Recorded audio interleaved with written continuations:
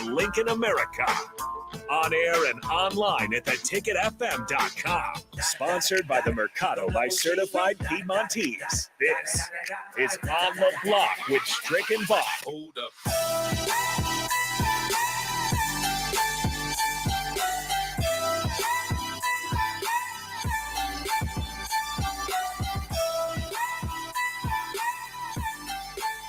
Welcome back on the block here, brought to you by the Mercado. I'm Jake Bachman. He is Eric Strickland, and we are back for another day of action here on the block. Plenty to talk about. Not quite as busy as maybe yesterday, as there was obviously so much talk about Adrian Martinez and his podcast. Kind of bleeded over to today, so I thought it was kind of fun if you want to listen to early break. They had some of that old school, obviously, and the captain. I thought they all did a pretty good job there. Anything after sitting on it overnight? Any feelings come up about the Adrian Martinez stuff, or do we cover that pretty well yesterday, Strick? I mean, it's understandable. I mean, you're going to get a lot of questions. He's a guy that they're looking to make change down there at Kansas State to get them rolling, and of course, any way that Kansas State, after we drubbed them so many times over so many years, any way they could throw it back at us, especially, it's like kicking a dog when it's down, you know what I mean? And any way you can throw some shade or something into the mix like that. It's one of those things. They're definitely going to throw those. I mean, that's why they sell papers. That's why they sell, drama, you know what I mean? Yeah. And so any way you can increase that, why not? Yeah, and then that seems to be, and the other thing is just kind of the podcast area. You've got a lot of time to fill. You got to say something, and so we'll see if that kind of changes. And you wonder, because I think there's always the split fan base on Adrian Martinez one way or the other, but I think most people recognized him as a pretty good kid and a guy that would fight. And I mean, this whole story is based around the fact that he was very banged up and playing for Nebraska. And you could kind of see it in the game plan at times, moving away from the quarterback designed runs, but they still called plenty of them. I mean, because that was part of the base of their offense. So it's kind of, I hope that there's still at least a respect level there for Adrian on that point. But I think the more that you talk after you leave, especially so soon after you leave, you kind of risk some of that in the following going over there. I know some of my I think Big Sky's already planned, and I don't know, he's moved out of state, so maybe he's changing his plans. I think he was planning on going to a Kansas State game this year during the bye week for Nebraska. Big Sky moved? He did move. He moved to Iowa. We left you out of the loop here. Yeah, he's moved on. Got a newspaper writing job out there in Iowa. So congratulations. Good for him. Yeah, good for him, man. I always loved Big Sky. I thought he was a great presence. So dang, I can't talk about him anymore like I used to. I used to love, being that I spent some time in the Big Sky country, living up in Montana, in 3 years of my life, and all the snow and the beauty of the mountains and the start of the Missouri. It was beautiful, and dang, I thought I'd get that beauty every now and then, being able to talk to Big Sky, but he's moved to Iowa. He's a traitor. Big Sky traitor. He's covering northern Iowa. It's not Iowa State or Iowa. So he's all right. I know. How'd you live in Montana? I didn't know you lived in Montana. Yeah, man. My father was a lieutenant colonel. He retired as a lieutenant colonel, and he was an officer. So obviously he was in missiles. So up in Montana was where a lot of the silos were. So early in his career, he spent some time in the silos. So I got a chance to, actually, that was one of my birthday gifts. I thought it was kind of cool because he would go in there for days. And it was one of the coolest things, just being able to go into the silo and you go out in the middle of nowhere, and you pull up, and there's this like little shanty, little shack looking house, and you drive through the gates and you go up to it, and you see these guys, these MPs with M16s, and they're just standing there, and you got to go through a little process, sign in, and then you get on an elevator. You think it's an elevator, and it goes down and into the shaft, and then next thing you know, you're looking to the right and to the left, and you're seeing land. You're like seeing like the depths of ground. Oh. And you get to the bottom, and you go into this, I don't know how many tons, 500 100-ton door, and you're standing out front, and they got to open it for you. You walk across this little bridge, and I looked down. It looked like it was going down to oblivion. Like I could look down and see China. You Yeah. may spit and it doesn't land anywhere, and so you're in there, and they're in this little room and a couple beds, and they spend time in the silos. I got to see the missiles. It was pretty cool, man. It was a good time as a 10-year-old. Yeah, that would be really cool at that age, especially. Yeah. Yeah. So it was pretty cool. He let me test the missiles. I mean, I didn't get no keys or nothing like that.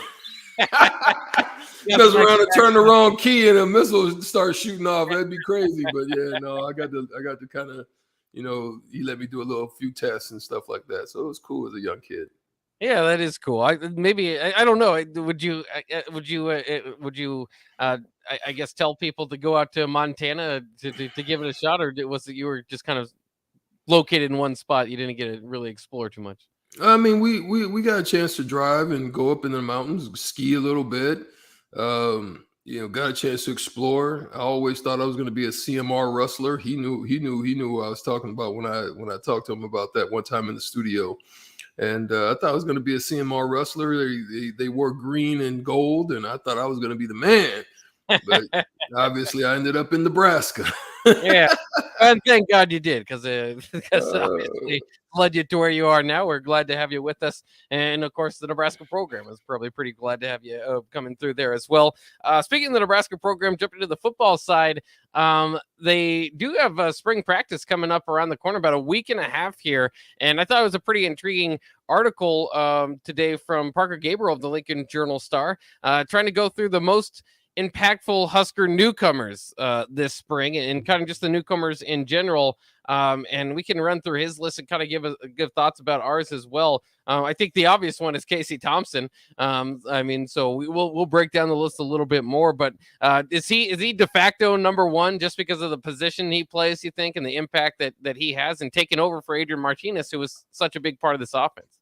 I mean, I think you got to definitely look at him as a potential impact player. I think one of the things about him is that makes him is that he has that drive to want to be the best player that he can be. He wants to exceed anything that he has done. He's obviously, he doesn't have the same type of tenure that Adrian will have, being able to play 4 years, but he has experience. There's nothing that he hasn't seen that would overwhelm him, so to speak. I think he brings leadership and a winning mentality. And I think one of the things he wants to do is he wants to change the narrative, right? He has a 500 record right now, and he wants to change that narrative. And he understands, I think, coming in, what is expected of him, knowing that they went 3-9 and 1-8 in the conference, and he wants to change that narrative. And I think he's one of those guys that's looking to take the ownership of that role. Obviously, he's going to have a fight with Chipper Purdy and the quarterback room and everybody that's in there that's looking to take the job. So yeah, no doubt. Yeah, and it's fascinating too, just coming off of this Adrian Martinez, part of it is there's such a big talk about the culture in the locker room. And I don't hear too much of him talking about Texas culture and downgrading it or anything like that. But he also came from a school that was having trouble piling up the wins the last couple of years. And you would think that he's going to be a guy that if he does indeed win the quarterback job like he's expected to, will factor heavily into the culture discussion as well. And I don't know if he'd be named a captain coming right over so quickly. I know Darian Daniels was a few years ago. So it's certainly possible if you just kind of have that impact coming into the locker room. And at the quarterback position, we've talked about it. You almost, for most guys, seemingly have to. Some guys can their play can be so good that they can be a bit introverted or not very loud and maybe just kind of lead by example guy. But the quarterback position is inherently, I think you grow up, playing it, being looked at as one of the leaders on the team. So you talk about trying to flip the culture into a winning culture. Like I said, it wasn't necessarily that way at Texas. So it's going to kind of be a blend from the current team in Nebraska and the quarterback leading that room to somewhat flip that. But the easiest way to do that and the only way to do that, to have a winning culture, is to win. W's, no doubt. So I think that's pretty interesting. Really quick, we'll run down the list since Parker Gabriel did throw it out there. He had, I don't know if he had these guys listed in any particular order. No, I don't think he did. Yeah. So I'll just name the five. He named the top five guys that he had, and we'll kind of run through them as well. Kevin Williams Jr., the offensive lineman from Northern Colorado, was also on that list. Of course, offensive line. Probably the weakest point of the Nebraska team last year, so that'll be important. Deshaun Singleton, JUCO safety, with the safety positions likely open. That's another guy he had listed. Trey Palmer, the LSU transfer from wide receiver, expected to make an impact on that room as well as the special teams. And he had cornerback Tommy Hill of Arizona State coming over after playing a few games for the Sun Devils. Again, a starting spot open opposite Quentin Newsom. So maybe those are the reasons you have those guys. Of those guys, it's kind of interesting. I think Trey Palmer would probably rank pretty high for me on a top 5 list, just because of the speed. You're looking to replace Samori Toure in that sort of role, I think, because Omar Manning and Xavier Betts are still kind of in their roles. Although Xavier maybe could play kind of slot at times because he's pretty quick too, but he's a little bit bigger. And then obviously the special teams disaster that was last year. We've seen it before here at Nebraska where it was a disaster under Bo Pelini. They got DeMornay Pierson-El. He flipped some games that year. I mean, he absolutely changed some games with the dynamic punt returning that he had. I don't know if Trey Palmer is going to be, it should be expected to be freshman year DeMornay Pierson-El because that was special. But you expect to get something out of the return game with Trey Palmer. So I think that he's probably would be number 2 on my list. Yeah, Trey Palmer definitely with his speed and his ability to do multiple things. Also in the kick return game, or he was very special there, having a 58-yard touchdown against Mississippi State, a 61-yard touchdown against Texas A&M.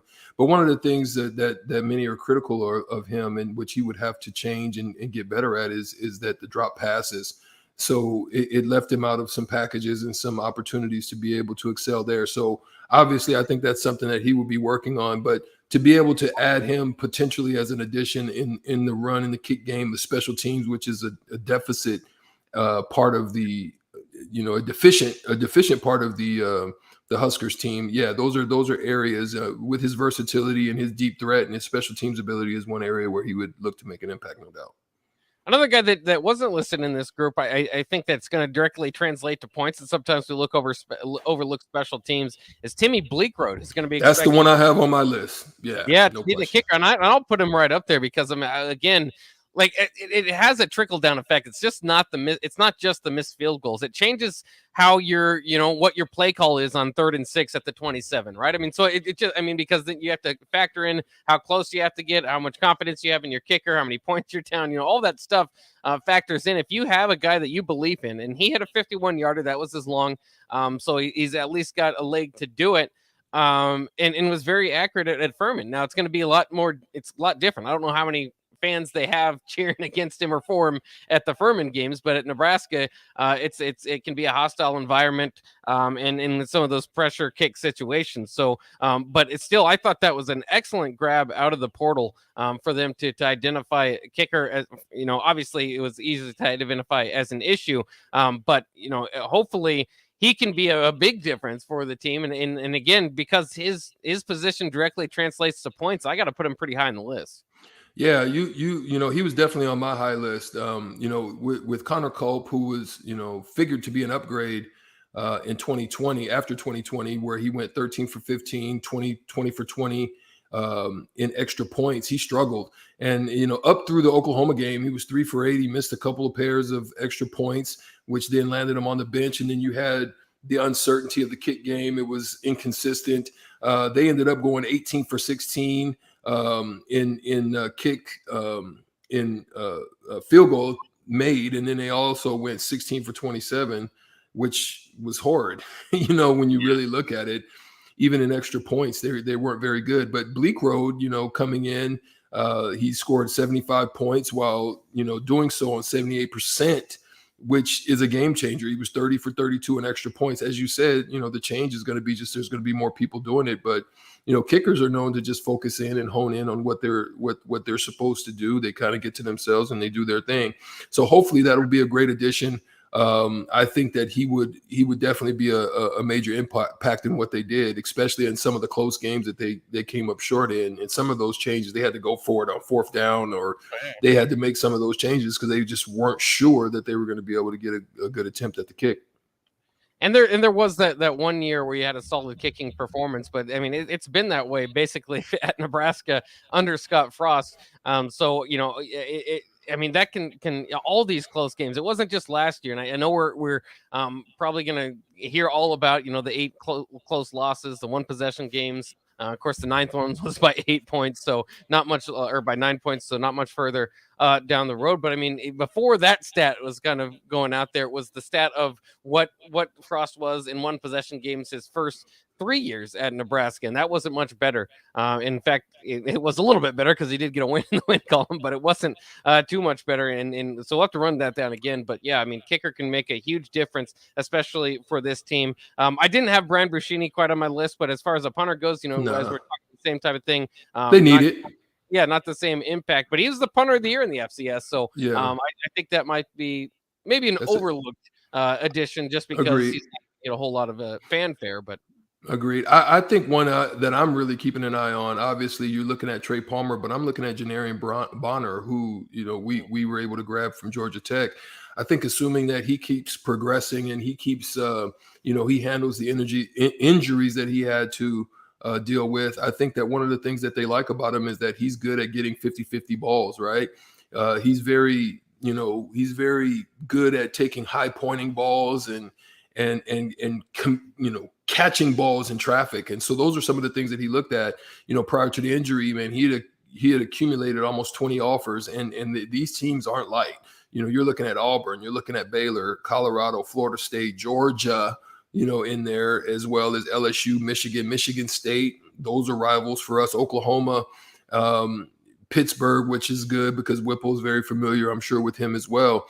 Tennessee. So he had a treasure trove of SEC schools that were looking to acquire his abilities. And so I think that with his size, his deceptive speed, and his ability on field to really generate some changes of speed and direction and in route running, I think he's maybe a surprise that I'm going to be looking at as a potential impact. I think, go ahead. Mm-hmm. Oh, no, I was just saying that, the receiver room, you've got a lot to pick for there. The Coldus Crawford, a name some people expect to be able to play right away. It's a position that maybe if you have the athleticism, you can get in there. Obviously, Isaiah Garcia Castaneda, another one. So they really did a good job again. I mean, probably the best job. Was Mickey Joseph taking the room that he had and completely transforming it into, one that was, you had some players there, and I don't want to take away from the confidence level that you would probably have in Omar Manning and Xavier Betts and even Oliver Martin. I mean, those are guys that have been through it and maybe haven't quite hit their ceiling. You hope that he can kind of take them to the next level. But it's not a position. It's probably the position of strength now on the offense at the wide receiver position. So if some of these guys don't play, it'll probably just because of a lack of snaps for some of them. Yeah, there's no question. I mean, you also mentioned the line position. I think one of the ones I'm going to be keeping an eye on is Hunter Anthony as well, who came over to us with, we had a decimated line. I think he also played in a system that's very similar to the Husker style at OSU at Oklahoma State. I think depending on what Whipple does, he started 4 games at right tackle, which has been a problem for us, the tackle position. He played 10 games of the 12 coming off of injury. He was the starter prior to being injured. And then as he came back, he had lost the position, but that happens with injury, unfortunately. But, him being, having been there, he's looking to make a fresh start with the Huskers. I think he's going to come in and make an impact with his experience, and he'll definitely be in the conversation in a much needed offensive line. I'm looking to hopefully see some good things at the tackle position, whether it be on the left or the right side, from Hunter Anthony as well. Yeah, and we're just focusing on guys that look like they'll be here for the spring. I think that there's certainly, you could do this list right before the season, and you might hopefully have an addition on the defensive line, right? I think there's still some work to do in the portal post spring, whether that's guys kind of, figuring out where they are on depth charts, other places, or who knows. I mean, things always kind of play out, and you might want to transfer for other reasons, but I think that that's still something they have to get. I did want to mention Anthony Grant. I don't think he should be overlooked. I think the running back room is solid. I think there's a lot of good pieces there. You're still looking for that guy to take it up at level, and Anthony Grant could be that guy as the top JUCO running back in the class, choosing Nebraska. I don't know if you'd put him on a top 5 list, just because, again, that room is so deep and you feel comfortable with some of the guys that are there either way. But if you're looking to take it to the next level, that is definitely a possibility there. And I also think Omar Brown, the cornerback, he on my list. He on my list too. On the list. He was FCS freshman of the year a few years ago. Was a bit banged up last year, but he could definitely factor into that cornerback position as well. Yeah, I think with the loss of Markel Dismuke, Deontay Williams, as well as Cam Taylor-Britt to the NFL draft, I mean, that's definitely a position they're going to look to solidify. And I think he's one of the ones that has the swag that it's going to take, especially if, depending on how they're going to operate on the defensive line. If they don't get any, tough interior defensive linemen that will be able, as in the past, that's what made Nebraska so great. They were able to throw so many different packages at you because their defensive front, their front four was just getting pressure on you, from the end position, from the interior. And you had guys like, Wistrom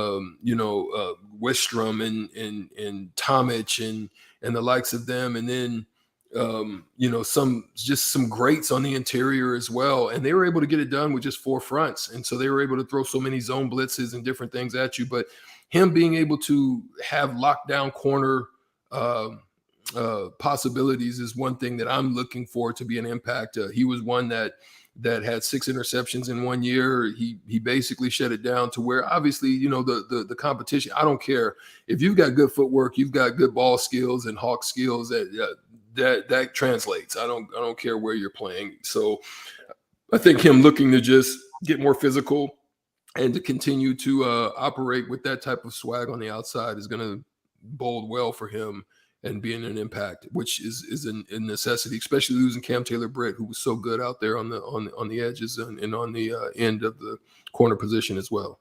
Yeah, and we ranked the top quarterbacks in the Big Ten. There's a lot of good quarterbacks in this league. We did that yesterday. I'm intrigued. I know we're talking newcomers here, but Quentin Newsome, I thought, went from a guy that was getting picked on kind of just because he was the one that didn't have a whole lot of experience in the secondary last year to playing pretty well by the end of the year. But it's a whole different ball game when now you're the number 1 corner and you're taking on the number 1 assignment.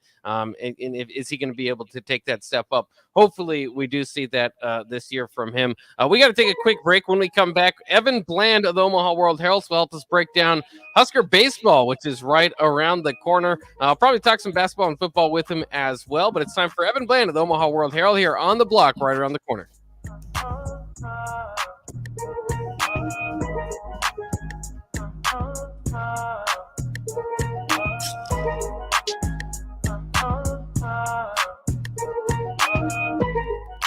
Prescription opioids can be addictive and dangerous. Opioid pain medication took everything that I had.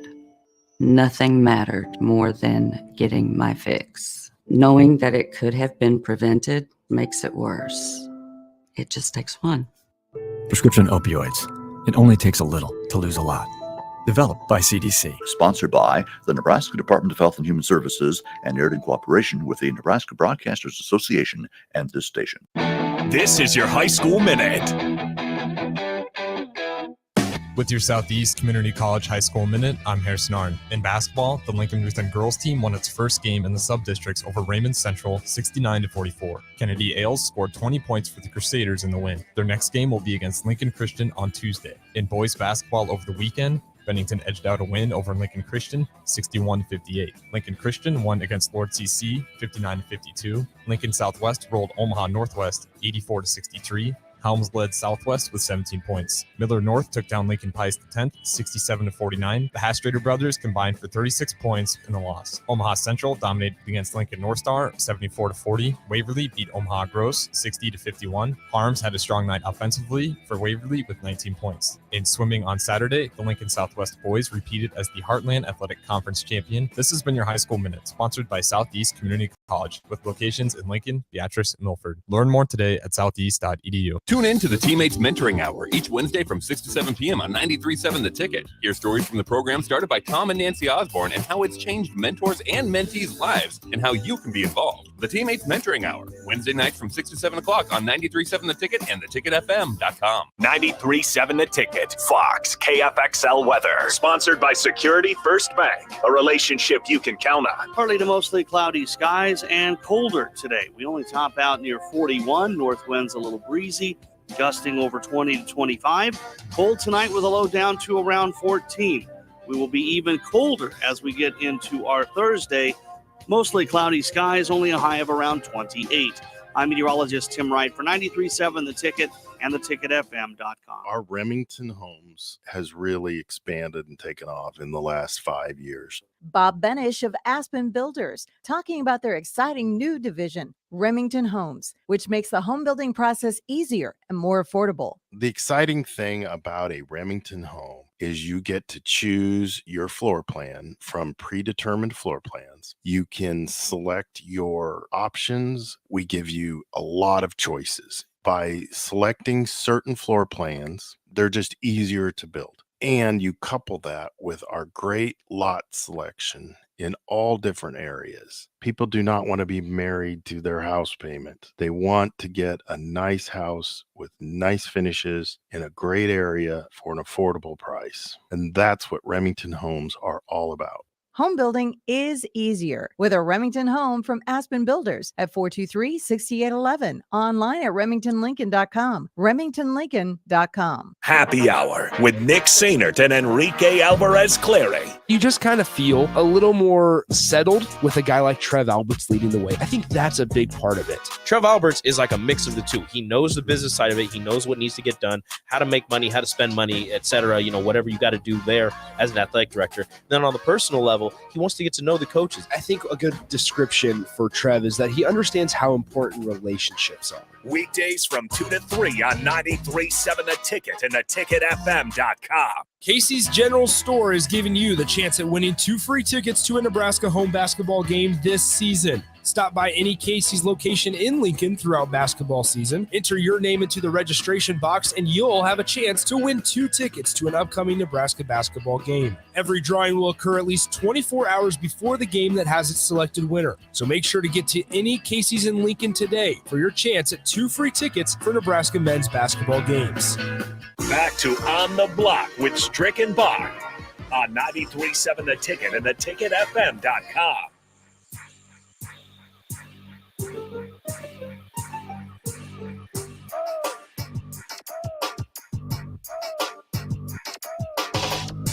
The block is hot for some baseball, some Husker baseball specifically, since Major League Baseball is still shut down. I think the pitchers and catchers are supposed to report today, so obviously that's not happening as they are still having problems between the MLBPA and the owners, but Nebraska baseball around the corner either way. So we have Evan Bland of the Omaha World Herald to join us here on the Honda of Lincoln hotline to help break down the baseball season that's up and coming. Of course, they have a trip to Huntsville, Texas to take on Sam Houston. I believe they have 4 games set up for that, and as part of a doubleheader, even a 7-inning game I'm seeing here on their schedule. So that'll be something to break into as well. But first of all, Evan, welcome on the show again. I hope you're having a good day. Are you pretty excited for baseball?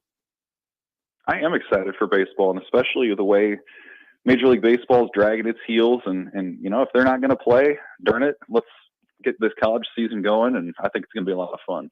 Yeah, it looks like I said, Nebraska traveling now on the road to Huntsville, Texas, to take on Sam Houston. What's the quality of opponent there in Sam Houston? Sometimes it's tough to gauge, but of course, playing in Texas, they do have the weather advantage that Nebraska fans wish that they had as well. Right. Yeah. I mean, they're a pretty solid kind of, I guess you would call them sort of the baseball version of a mid-major program. I mean, they've had, I think it's 10 straight winning seasons. They're a program that has been sort of a stepping stone for coaches that have gone on to bigger things. David Pierce, who's the head coach at Texas, was their head guy for a while. Matt Deggs, who was recently their head coach, is now at Louisiana. So it's been one of those programs that's generally been used to a lot of winning. They had a top 5 overall pick last year in an outfielder named Colton Cowser. So, they get talent. They find a way to get it done. Nebraska's assistant, their hitting coach, Lance Harvell, was an assistant at Sam Houston State for a number of years too. And their head coach, Jay Sirianni, is a former Husker who was a teammate of Will Boltz back in 1999. So there's some Husker ties. There's some familiarity there between the schools for sure. And, you kind of look at what they have back and what their strengths were last year. They were sort of league average, or I suppose an average team in Division I when you look at most of their statistics. Again, they lost a couple of pretty impact bats, but it's a team that kind of finds a way. It's right in the heart of some fertile recruiting territory, and they bring in talented players every year. So I think it's right. It's a really interesting opponent because it's not sort of a walkover that you might expect on the opening weekend, but it's also maybe not a top 25 matchup. So, Nebraska has been able to practice outside, which is not always the case when they head on the road to start the season. And I think it'll be a good early sort of litmus test for what this team can be. As far as on Nebraska's side, maybe just some of the losses they had as opposed to last year. What are you most intrigued about what they're having to replace and kind of going to grab your attention as you watch the team early on in the season? I mean, there's so many interesting things. The star power that they lost last year, how they recover from losing Spencer Schwellenbach, who was, essentially the best two-way player in the country, is fascinating. But to me, especially this first weekend, what I'll be interested in is how does the pitching come together? I mean, they announced the rotation earlier this week, and the two guys at the top, Kyle Perry and Shea Shanneman, were guys that you would expect. They're seniors, co-captains, two of the better players on the team. But then I was curious how the rest of it would shake out. And they went with Dawson McCarville, who's a fifth-year guy, a grad transfer from Grand Canyon. And then their fourth guy, and they won't have a ton of 4-game weekends, but on this weekend, their fourth guy is Braxton Bragg, who's a third-year sophomore who really, by all accounts, took off in the offseason. He had a great summer, a great fall, and they're going to give him a chance to see what he can do right away. And so I'll be curious, not just how those starters do, but then how does everything fill in after that? I mean, we know that Colby Gomez is going to get first crack at being the closer, the way he did as a freshman back in 2019. But everything else is sort of up in the air. I mean, there were a number of other players who were in contention to be weekend guys. We'll see how they do. Guys like Jake Buns or Cody Frank, another transfer, Mason Ornelas from Texas A&M. And they have a number of young guys too. And the way I was thinking about this today, the way that I think you can maybe best sort of see the depth that this pitching staff has is that it brings in two top 200 overall recruits that are freshmen in Drew Christo and CJ Hood. And we've essentially heard very little about them this year. And it's not because they're playing poorly, but it's because there are so many veteran, high upside guys that have already been in the system that are ahead of them. And so that to me is really interesting to see how that depth of pitching sort of manifests itself in the game. If it's really as deep as Nebraska thinks it is, and just kind of see who's developed. So the pitching part of it to me is really curious moving forward. Evan Bland of the Omaha World Herald joining us here on the block. Once again, Nebraska baseball starts February 18th.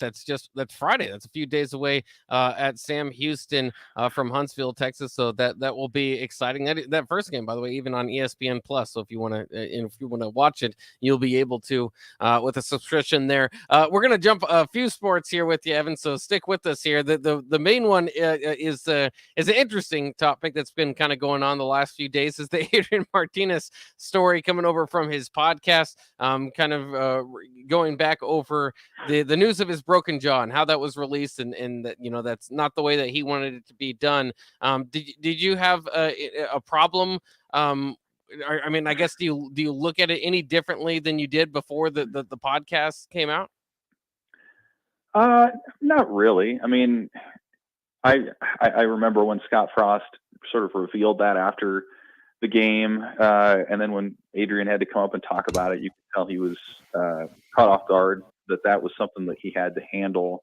I think we could kind of tell, in the weeks before when he was up for his weekly press conferences, it just kind of the way that he spoke, you could tell maybe there was something going on with the jaw or the face or something like that. So it was interesting to hear that he would take those rubber bands out to try to keep that a secret moving forward. But, I think generally it just sort of added some details to what we already knew about him, which was, he's a tough as nails guy who was going to put his team first. As he mentioned, there were some health repercussions that he will have to face by continuing and playing through the rest of the season, as opposed to having that injury dealt with after it occurred against Michigan State. So, it's interesting. It's a new world, right, in college sports, where guys are transferring and still in college, where you can hear stuff like this, but then too, just the accessibility to interviews, whether that's through podcasts or other NIL, sponsored interviews, things like that. Like, it's just a different sort of setup than we were used to in college sports even 2 or 3 years ago. So I personally don't think it changes much with how maybe the fan base views him or how I view him and what he did at Nebraska. Again, some of the things that he's able to comment on now are interesting because he's not at Nebraska anymore. So you would think that there's no reason for him to hide anything or to hold back with how he's feeling. But, he's always been sort of a professional in how he's conducted himself in the media, and with the exception of maybe a few expletives that you can get away with on podcasts, I think he's shown himself to be that same sort of guy on that platform as well. So, Evan, we've been talking also about some of the impacts, as we know that baseball is about to jump off. We also know that spring is going to be coming up for football right now. And we know that there's some players on campus and then they're looking to join the spring game. We kind of just been talking a little bit about some of the impact of players that may be able to make a mark and put a stamp on their arrival here to Nebraska. So one of the things, we know the obvious ones that are out there, definitely the Casey Thompsons, we know about the Trey Palmers. But what would you be some of the sneaky ones that may just be able to pop their head out and really kind of make some noise during the spring game for you? Yeah, I mean, so you mentioned guys like Casey Thompson and Trey Palmer. Like, there are kind of two ways that I would look at it, where on the one hand, you've got sort of those high upside, touted, heralded incoming players who will just sort of force their way into the conversation.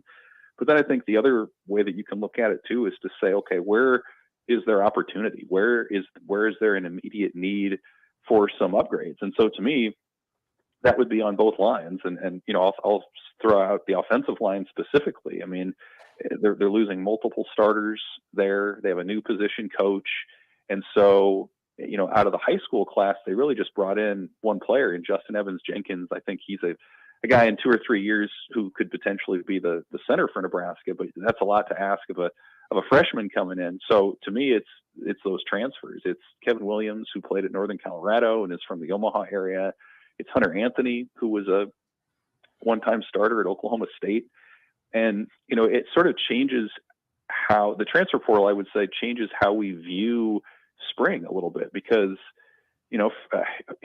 for one, it used to be that mid-year players would never come in, and it was a big exception. And then in the last handful of years, it was sort of a trend for high schoolers to graduate early and come in. Well, now we're seeing with the portal, guys like Williams and Anthony. I mean, these are 22-year-old guys with their undergraduate degrees in hand, whose goals and whose criteria for a school is a lot different. I mean, it's not about the glitz. It's not about the facilities. It's about relationships. It's about having a chance to play so you can have a chance at a pro career. So guys like Williams and Anthony, I'll be curious to come in. Again, there's opportunity on the line. Cam Jurgens is gone. Matt Sichterman is gone. It's a group that's learning a new style of play under Donovan Raiola than what they had under Greg Austin. And so those guys come in. If you're Nebraska, you really would love at least one of them to settle in and to be a steady, contributor and probable starter for you moving into the fall. Again, just because of how many times have we seen it in the Big Ten? I mean, line play on both sides is what gets it going. And so the offensive side of that ball to me is really interesting to see what one of those guys or maybe both of them can do.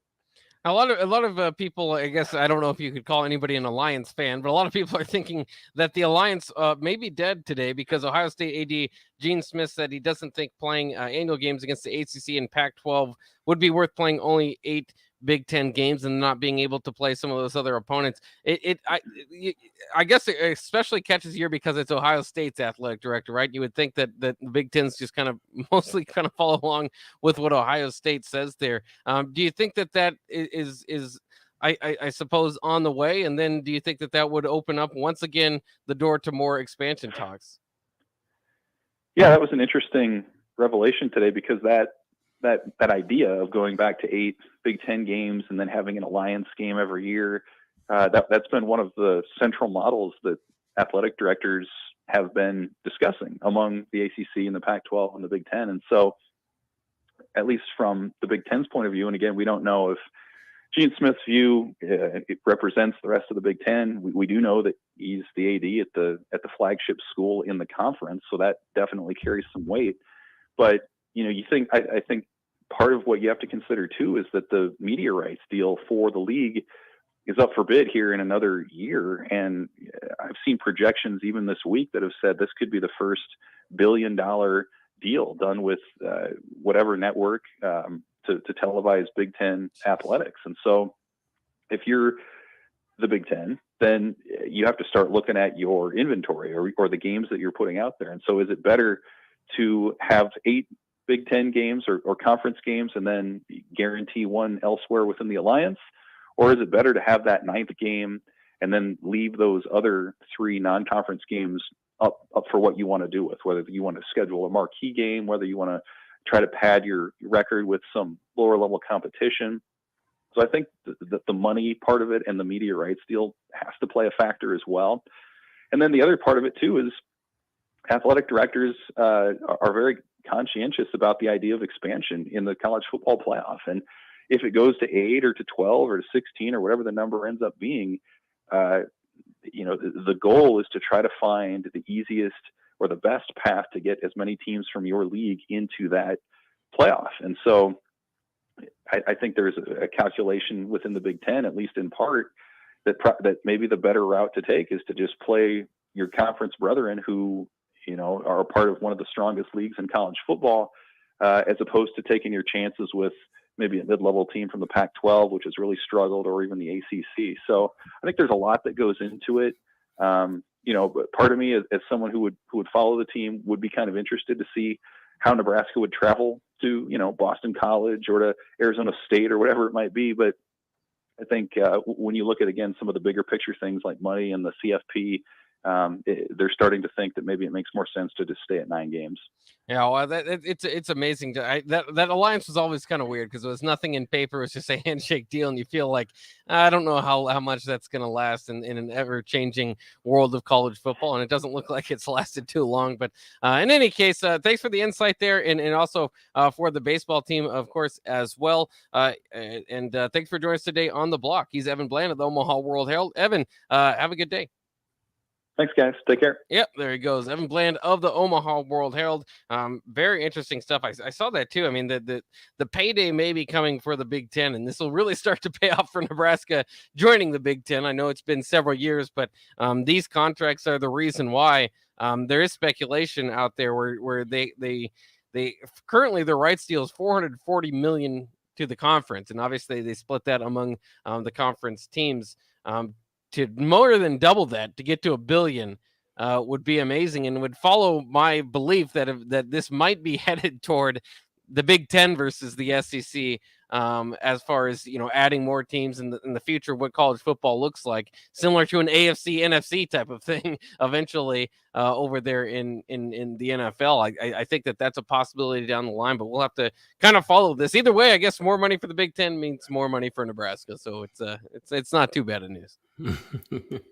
Yeah, I think I listen. That's where it's at. These days you chase the cash, chase the bag. So shoot. Yeah. That's where a lot of them are looking at. Where the bag at? It's always going to be different than college football of yesteryear, and that's going to be hard to get over for a lot of people. But I think the changes have just begun, and it's gonna keep rolling, and we'll have to roll with the punches. And hopefully Nebraska can roll with those punches and get a good product out there. I think that money is going to help all Big Ten teams as far as competitiveness. Like, you look at Mel Tucker and the massive contract that Michigan State was willing to sign with him. I think we'll see more of that from Big Ten teams here around the corner, especially if that billion that they're talking about is the actual number. We'll take a quick break here on the block. When we come back, it is time for Shootout with Strick. Your chance to win $15 to Buffalo Wings and Rings. Get in line now, 402-464-5685. Today's topic is championship teams. So call right now, 402-464-5685 for your chance to win $15 to Buffalo Wings and Rings. That's coming up next here on the block.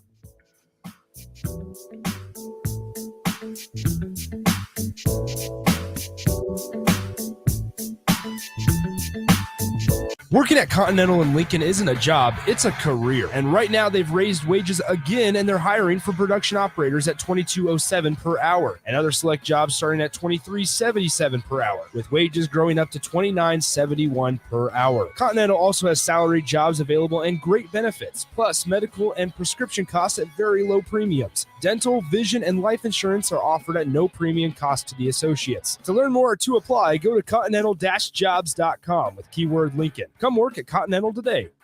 Winter is upon us. Is your home prepared? If your furnace isn't keeping up or you've thought about replacing it, John Henry's has a new year, new unit special. When you purchase a select heating and cooling system from John Henry's, we will give you the furnace for free. There are also equipment and LES rebates up to an additional $850. This offer expires February 28th, so don't miss out. Find out more at jhlincoln.com or give John Henry's a call or text today. 435-5555.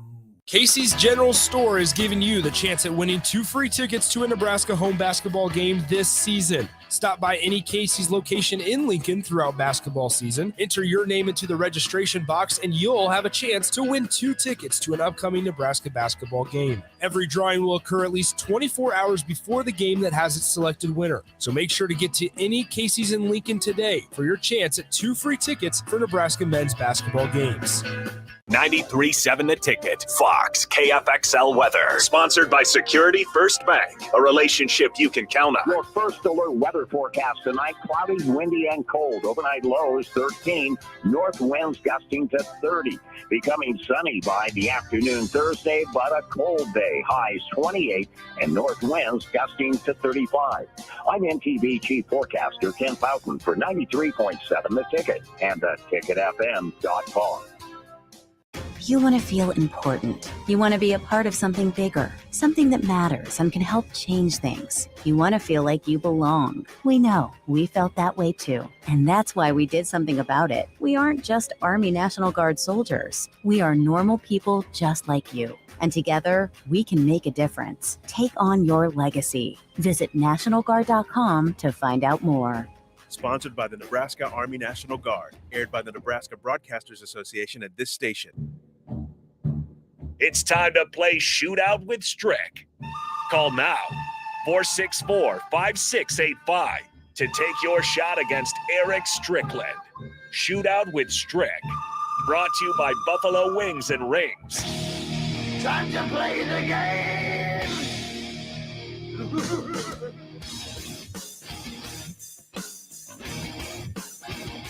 It's time for Shootout with Strick here on the block. Your chance to win $15 to Buffalo Wings and Rings. All you have to do is beat a former NBA player in a shootout. It doesn't sound as difficult as that sounds, though. Of course, it's just either or questions, and then you get the money ball. And Strick's been scoring a lot of points. I think he's got 10 points so far on the week.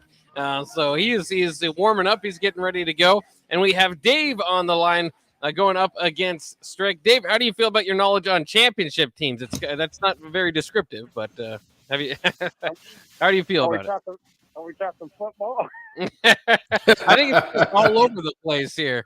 So just a lot of different sports involved here. All right, we'll see how it goes. Yeah, that's always a good way to go. Either way, you can't fail too badly. Again, it's just either or here. We'll start with Strick, and then we'll get to Dave and see who wins this thing. Strick, are you ready to go? Let's get it. All right, here we go. Again, I'll turn the volume down just a little bit so it doesn't blow out everybody's ear. We'll go in 3, 2, 1. This team became the first team to come back from a 3-1 deficit in the NBA Finals. Spurs or Cavs? Cavs.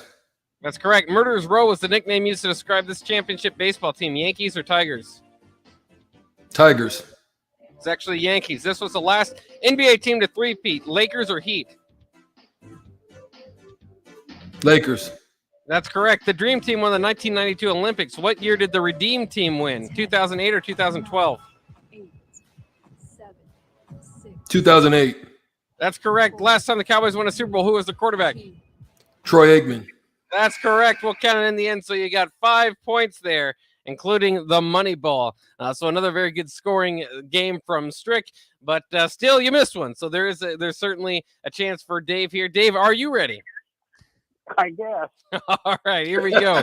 In 3, 2, 1. This championship team was better known as the greatest show on turf. Rams or Cowboys?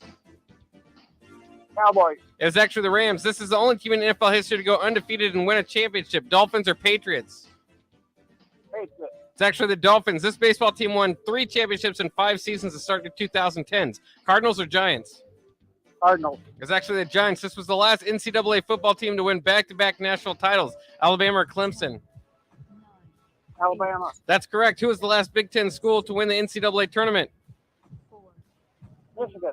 It was actually Michigan State, very close there. But Strick, you do win today with 5 points to Dave's 1. Dave, here's how it goes. You still have a chance to win the tickets. When I say hang up and caller number 3, then call in, because if you're caller number 3, you can still win. So go ahead and hang up, and caller number 3 right now will win $15 to Buffalo Wings and Rings on behalf of Strick, who got the win today. And so Strick, you've earned a few shout outs here as well. You know what it is. Say it. Here we go. Boom shakalaka.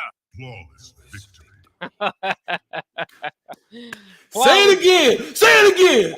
Flawless victory. You've earned it today. A man of the people, winning chickens for some of our listeners out there, getting $15 to Buffalo Wings and Rings. Before I'm on a roll, baby. I'm on a roll, Bach. What's going on? Yeah, you're doing good. I think that's 15 points. I mean, I should count your highest total by the end of the week, but 15 points so far. That's a good start. We're going to have Ask Strick around the corner. I've got a few questions, but we got to get a lot more. This was the segment we brought to you last week. We thought we'd bring it back again because who doesn't want to ask Strick a question or a few of them? You can call us on the Honda of Lincoln hotline 402-464-5685 or text in your questions 402-464-5685 on the I got stories for days. I got stories for days. We got to dig out those stories. Last week, I learned that Amigos was the hot spot around Strick's time in college. I had no clue about that there on O Street, or near O Street, I should say. But that's kind of interesting. So we can learn some things on Ask Strick. That's all coming up next here on The Block on 93.7 The Ticket. You hear that? That's the sound of extremely tender and delicious beef from Certified Piedmontese. Prime grade tenderness with a fraction of the fat and calories of normal beef. It's Nebraska-raised product and the official beef of Nebraska Athletics. Change the way you buy beef today at the Mercado by Certified Piedmontese, just north of 84th and Havelock, or at cpmercado.com. At first, I was really nervous and intimidated to buy a ring. I wasn't sure what I was getting into. My experience at Starter Heyman was very easy. I felt like I walked out of Starter Heyman with the ring that was going to make her go wow and say yes. I love my ring. It is so beautiful. I absolutely love my ring. I get compliments on it all the time. I always tell them Sutter Heyman. Yeah, we would definitely recommend Sutter Heyman. Yeah, it was great. We're definitely coming back. Sutter Heyman Jewelers, Lincoln and Grand Island. SutterHeyman.com. Tune in to the Teammates Mentoring Hour each Wednesday from 6 to 7 p.m. on 93.7 The Ticket. Hear stories from the program started by Tom and Nancy Osborne and how it's changed mentors and mentees' lives and how you can be involved. The Teammates Mentoring Hour, Wednesday nights from 6 to 7 o'clock on 93.7 The Ticket and theticketfm.com.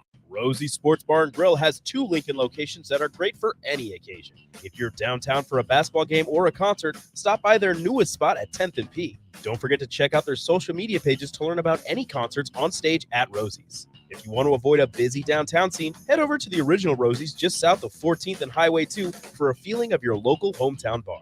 There's plenty of TVs at both places and great food and drink. What are you waiting for?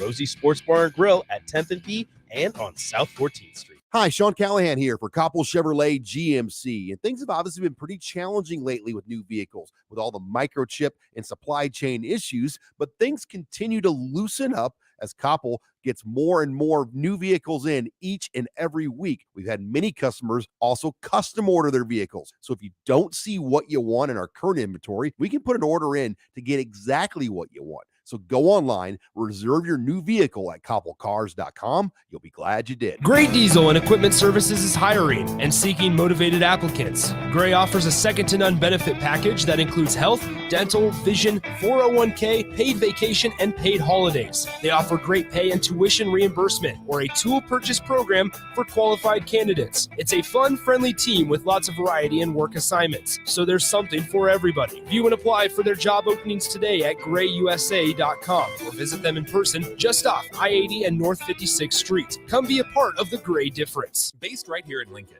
Mosaic in Southeast Nebraska is part of a nonprofit, whole-person healthcare organization that serves people with intellectual and developmental disabilities. Mosaic's mission is to relentlessly pursue opportunities to empower people. By providing truly personalized services, this empowerment ranges from helping someone communicate for the first time to helping another gain enough independence to secure a job. If you would like to learn more about Mosaic in Southeast Nebraska's services or to donate, please go to mosaicinfo.org/Southeast Nebraska. Hey, sports fans, Rico here with HIS Auto Care 70th and Van Dorn. Carfax recently awarded us as a top-rated auto service center for 2020, and Lincoln Choice Awards voted us as the 2021 top independent auto repair center. Call us at 402-488-8934 for superior service bumper to bumper. Mention this ad and get 7% off. Doesn't get any better than that. Rico for his Auto Care, 70th and Van Dorn. God bless you. Southeast Community College is training tomorrow's workforce today with our nearly 60 career and technical programs. We are doing our part to help employers fill vacancies during this current labor shortage, graduating students with skill sets employers are seeking. We're also helping to upskill the workforce by adding short-term credentials like certificates in many programs so that employees can get retraining quickly. Learn more about upskilling with SCC at southeast.edu/academics. SCC, your path to possible. This is Lincoln's home for sports talk on the FM dial. Also online at theticketfm.com. On the internet, KNTK FM Firth, 93.7 The Ticket. This is On the Block with Strick and Bach. Nebraska Basketball Hall of Famer and 9-year NBA vet, Eric Strickland. Strickland for three! And you're going to go out of here as the Big 8 tournament champion. 93.7 The Ticket veteran and Creed stan Jake Bakoven. I love that band, Creed. Coming at you live from the Koppel Chevrolet GMC studios in the heart of Lincoln, America. On air and online at theticketfm.com. Sponsored by the Mercado by Certified Piedmontese. This is On the Block with Strick and Bach. Hold up.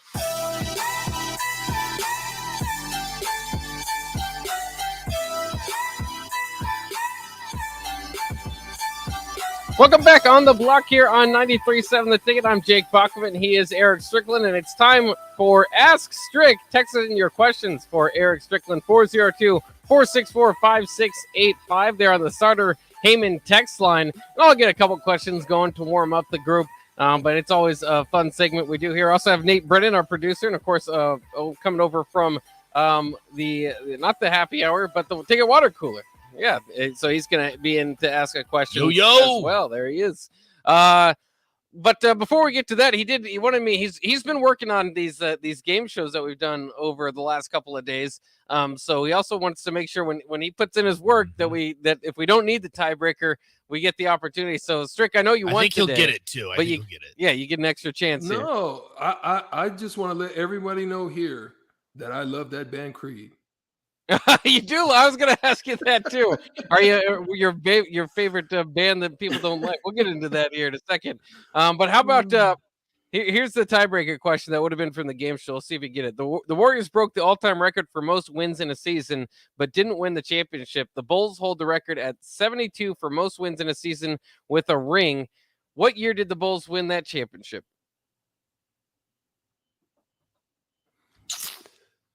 It had to have been 96.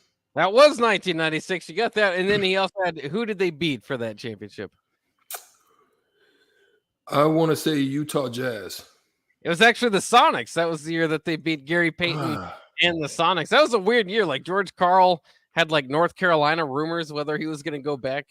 But anyways, that was just kind of a weird year. But yeah, absolutely. That was cool. The Seattle Supersonics. So maybe that's the first question. How much do you miss the Seattle Supersonics? I know you played against them, never played for them, but everybody loves the Seattle Supersonics and wishes they were back. Yeah, I mean, I think the Supersonics are deserving of a team. I think they supported that team very well. I mean, it was good up there. I definitely enjoyed playing there. Key Arena, I think I don't know if they wanted to invest. Key Arena was kind of getting a little bit old. They were looking for an opportunity to be able to go somewhere where they were probably going to get the support to build it, and they found that Oklahoma City was a spot. Also, something that, it looks like up in that region, because you had Vancouver leave as well, and then you also had Seattle leave. It's a tough travel. It really is. I mean, pretty much everywhere you go in Seattle is a long road trip. You know what I'm saying?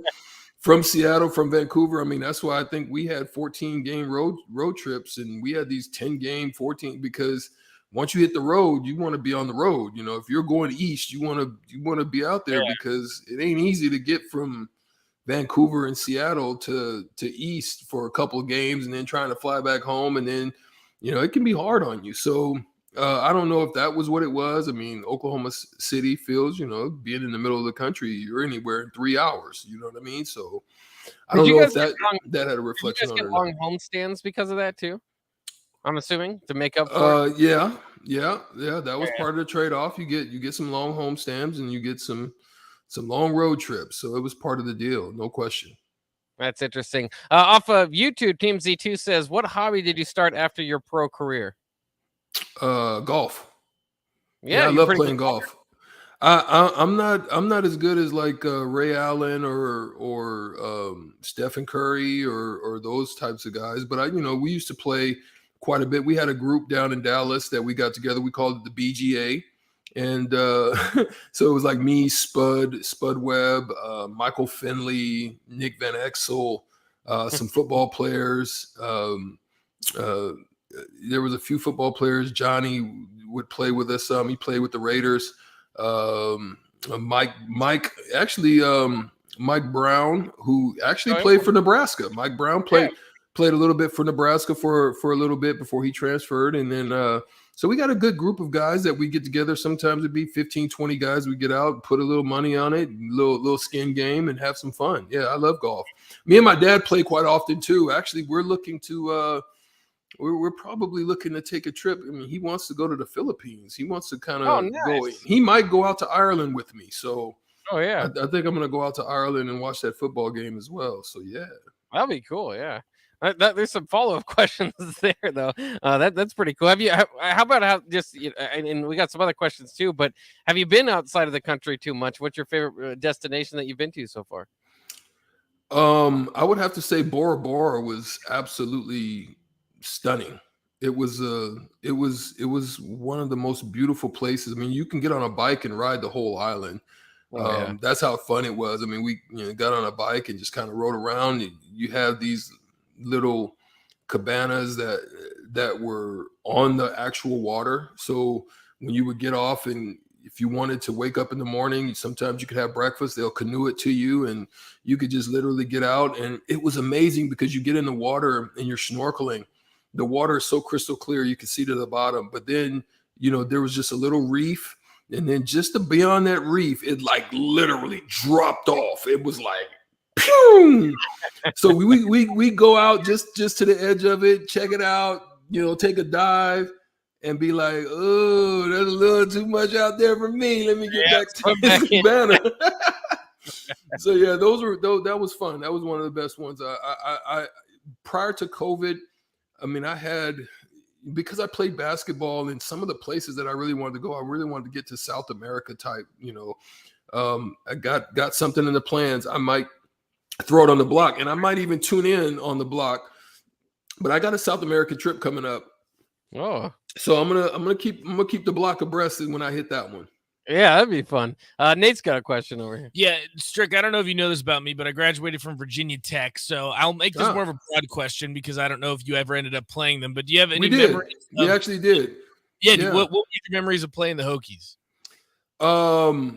Ace Custis was on the team at the time, and we played together while we were in Dallas. And so the Hokies were tough. I think we might have played them on, I want to say either in Puerto Rico or in Hawaii. It was one of those times. We never went out there, or they came to us, but we ended up playing them. The floors were really slick. It was really tough. But yeah, the Hokies, they were a tough little breed. I wish we would have had a chance to go out there and take them on out there in Virginia Tech, but we never did really get a chance to schedule them. But yeah, definitely had a good run against them. Eric, we came up short. We lost, but yeah. Oh, there we go. A little bit of bragging rights. Yeah, you got that. Eric and Lincoln says, does Strick remember when the Bulls played the Clippers in an exhibition at Devaney? Said Rodman got kicked out of the exhibition game, and it was a good homecoming for Pike. Do you remember that? I do remember hearing about that, and I was very disappointed because we actually got scheduled and we were going to play the Bulls in Lincoln, and that was unfortunately the lockout season.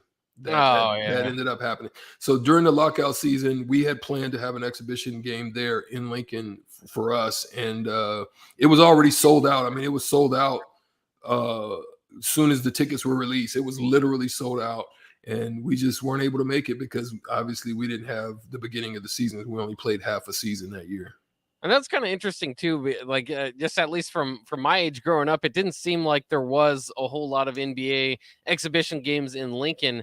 And then the last couple of years they've brought a few to it right back to it. But it used to be like my dad was telling me the Lakers came in with Magic Johnson back in the day. Used to be actually the Devaney would draw in some exhibition games. So that's kind of cool. Nate's got another question for us. Strick, what was the most difficult venue you played at in college and then in the NBA?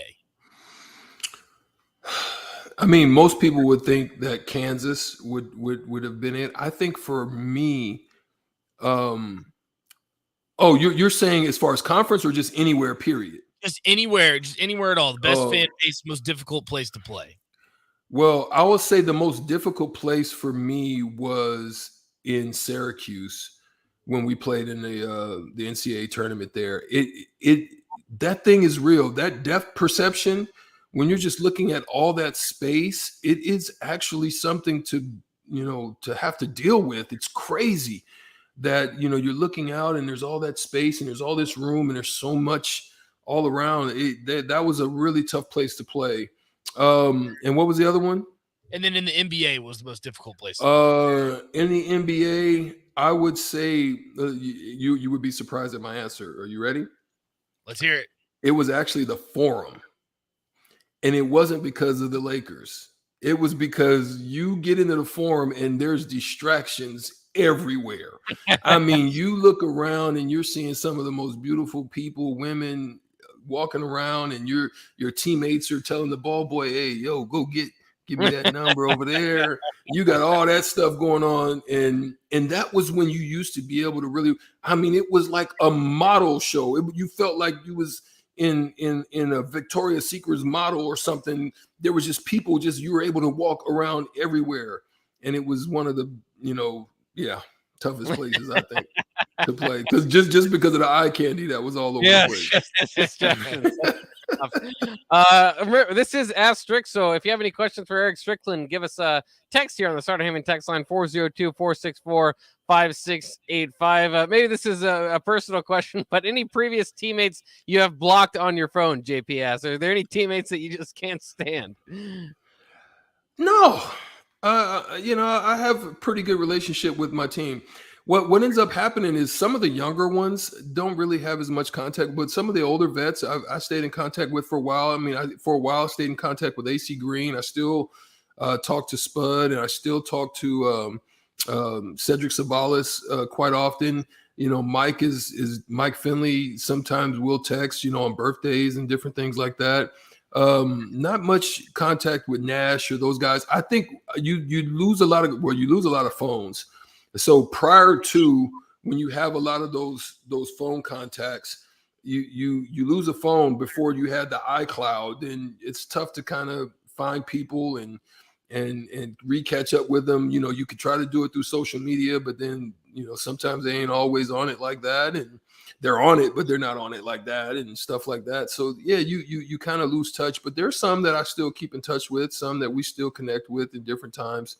But when I started refereeing, you kind of had to separate yourself because you didn't, those fraternization type of deals, those were things that were pretty serious. So they didn't want that too much. And then guys are coaching now, like Robert Pack, I still keep in touch with some, but he's coaching and they're busy, man. I mean, their schedules, that's one of the reasons I think I didn't want to coach for a period in the NBA, because it was like, it was like worse than playing in some instances. Not that I don't mind the grind.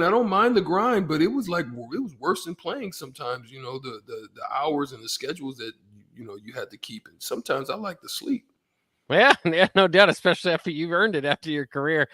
Nate, you got another question? Yeah, Strick, if you could take one player in today's NBA and you would say he would be successful in the era that you played in, who would it be? Because the game has changed quite a bit, and I'm assuming that you see it more than we would. I think Damian Lillard would transcend. I think Kevin Durant would he would cross over. LeBron would. Definitely Kyrie. Definitely Kyrie. Kyrie would have no problem. Kyrie was very much like his uncle, Rod Strickland. He was, he had Pats. So, yeah, he would transcend because he has trick bag. You can tell early that Steph struggled, but when you're a shooter like that, you can cross over. It doesn't matter. When you can stroke the ball the way that he strokes the ball, you cross over. Let's see who else. Is there anyone that you think? I think Embiid. I think Embiid Embiid would be fine. Yeah, no question. James Harden, with the flopping and all that stuff, he would have trouble because he wouldn't get none of those calls. Those calls wouldn't be going to his way, but he would still do okay. Yeah, those are some of the ones that I think. All right, let's get to some more of the questions from the people here off the text line. Eric says some people think Steph Curry made kids start shooting more threes. For me, it was Strickland. He was the first player I saw taking logo threes, and I was always pumped watching him launch from deep. So not necessarily a question there, but did you ever get in trouble for taking some deep threes that your coaches didn't like? I mean, if you didn't make them, that's the risk, right? Not in high school. I mean, if some of those had seen me in high school, some of my friends would see me in high school, there could be times I'd cross over and, just put it this way, in the state tournaments and stuff like that, the logo was not a problem for Stricky. I'd raise up and let it fly. Those weren't a problem. I think in the NBA, it wasn't so. You don't necessarily have the green light in that manner, depending on who you are. But I definitely when the shots were presented, I could take it. No one would say, don't shoot, that type of thing. But they had some of these cats now got the ultimate green light. Boy, those are some things that I would have loved to have played in at this time. I can still shoot a high clip though. Don't get it twisted. I can go in the gym and still shoot a pretty high clip. I don't shoot very much as much as I used to, but muscle memory, it still works. Well, it's kind of interesting too, because you just had so many other aspects to your game that it wasn't so focused on 3-point shooting. Whereas today, you would probably put more into that 3-point shooting. I was kind of thinking like just looking at the history of Nebraska, and you kind of go through the best 3-point shooters. Maybe sometimes you get a little overlooked just because of the game change. Do you think if you played in the modern era, you'd get more respect for that? Yeah, I think I would. I think, but. Because I was like you said, a versatile player, my post-up game was phenomenal. That was one thing that they would do in the league. Like they would say, Strick, this plays for you. And they put me on the post. I get down there and work some people out. So that was the difference between then and now. Is there's a lot more work in that mid-post area at the elbow. Those things were areas where I got to work. See, I know Ray Allen was pretty well known for getting down there too and being able to do that as a guard. What were some of the other guards that you didn't want to see backing you down? Probably Gary Payton was the most that you had trouble with down there. Kobe was really good. Him and MJ were good at those positions. A guy that would surprise you was Sam Cassell. Sam Cassell and Mark Jackson. They were guys that would get you down there and work you out a little bit. Those were probably some of the guards that were really good at it when they did it. Arian Lincoln says, could Strick beat LeVar Ball one-on-one? There's a YouTube video out there. Me and LeVar Ball had a little, one-on-one matchup. Did you? Oh, Not playing, but I was a referee, and I refereed his son LaMelo Ball and Zion Williamson in Vegas. So I was the referee for that game, and so there was an instance where we had to tee him up, and we had to hit him a couple of times, so we had to put him in his chair. So I had to kind of manage that situation one-on-one, and I had to get it done. You had to go quiet him down then. I had to make it happen. I had to take charge of that specific situation, and he adhered, and it was good to see that he took, he adhered to the ruling. Another question off the text line: worst injury you've played through? What was the toughest one? A second-degree high ankle sprain, and it was because it was so limiting as to what you were able to do. It limited the things that you did well, the cutting, the being able to get to the paint and elevate. Yeah, that was probably the hardest one that I had to deal with. And it took so long because when you tear ligaments or you stretch ligaments, they don't heal very quickly. So it was a prolonged injury. It was something that that went for a long time. And then if you're trying to play, it doesn't give it time to heal. So I would say that second-degree ankle sprain on my right ankle was one of the ones that was toughest. Yeah, that sounds like a lingering injury. Yeah. Mr. says, what was your first oh snap moment? Like, oh snap, okay, yeah, this is the NBA. Was there like a moment like, okay, I arrived? I would have to say it was the day I got the assignment for Michael Jordan. That I think that would be the time when Coach Nelson said, hey, your assignment is Mike tomorrow. And normally I probably would have covered either BJ Armstrong or Ron Harper or somebody like that, but he said, no, tomorrow that's your assignment. And so when you're looking at the person where you wore his shoes in high school, and you're like, man, and they're winning like they're winning, and you're like, man, this is it. But then all of a sudden, the referee, you shake hands, you do all of those things, the pregame, and then the referee has the ball and he's about ready to put it in play, and you're like, I don't care who he is now. Let's go. Yeah. That part, it just switches. So yeah, I think that was it. I also think the moment where not when I made the team, but when I came back to the team, because I actually went to the CBA for about a month, and they released me prior to having to guarantee my contract. So when I came back, I just had like 40 in Grand Rapids, and I got the call getting back to the hotel. My coach says, "Hey man, just, pack your bag. You're about to go back to Dallas. You're going to go meet them out in Vancouver." So getting back to Vancouver, knowing that they only had 7 players on the roster, it was that was the moment where I said, okay, you're here. The door's cracked.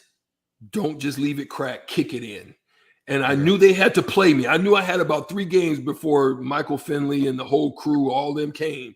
I knew I had about 3 games. It was that one. It was the Sacramento game where my assignment was Mitch Richmond, and I had like 25 and he had like 21. Like that was when I didn't come off the court after that. I was a regular starter.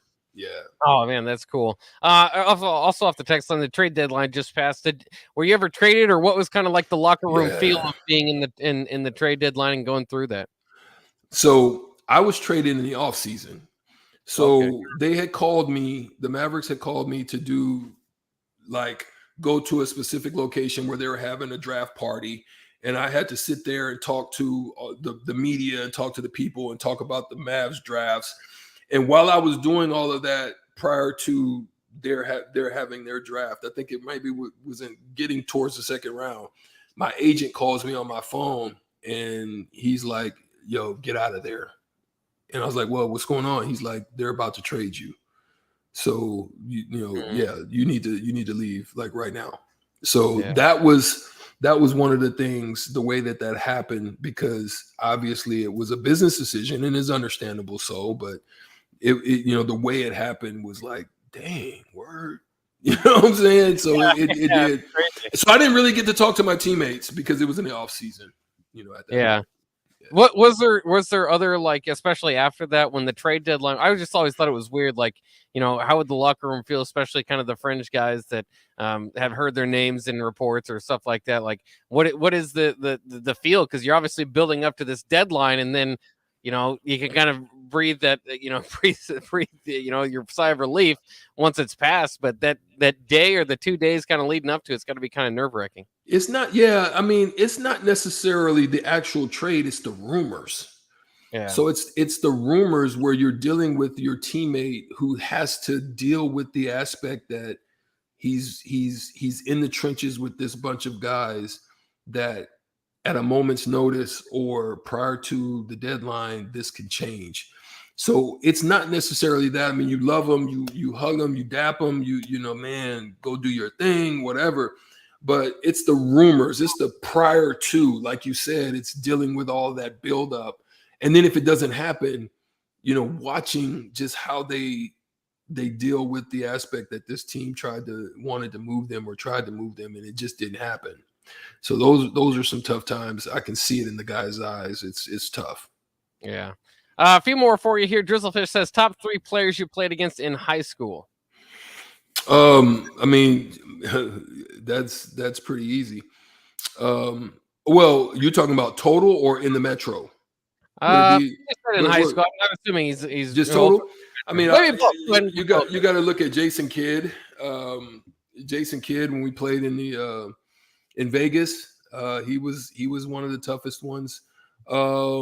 Andre Woolridge, obviously, who went on to have a stellar career at Iowa, Big Ten Player of the Year. Then Curtis Marshall, who was ended up playing at NC State. He was always tough. And then of course Terrence Badgett. I mean, I didn't have to guard Badge or anything, but Terrence was tough. Terrence was an anomaly type of kid when he came out. His ability to shoot, dribble, handle, post you up. He had a wide range of games. So he was tough. And the last question, Wet Blanket wants to know the most famous number in your phone, maybe even outside of sports, I suppose, or maybe it is sports. Your most famous connection. Great question. In any sport or just anywhere? I suppose just anybody, I guess. That's what he just said, most famous. Huh. I got a few, but let me think. Most famous. Shoot. Oh. Actor. Dang, it makes me want to go in my phone and Yeah, look. now you gotta go find out. Shoot. No, I got a few people, and then that's crazy because there's a lot of people in my phone. Yeah, Dominique Wilkins. Yeah, that's a pretty big one.